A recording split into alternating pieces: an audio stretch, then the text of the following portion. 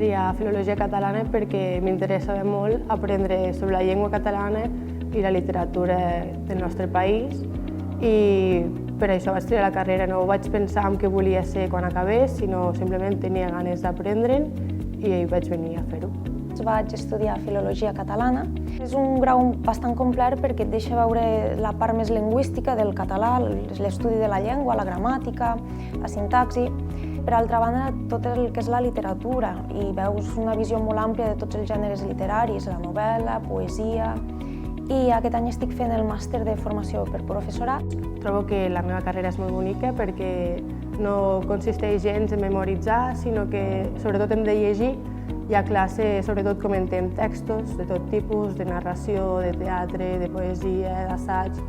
Penso que aquesta carrera et permet gaudir. Et passes bé mentre estudies, sobretot, evidentment, si t'agrada la llengua i llegir, que això és fonamental.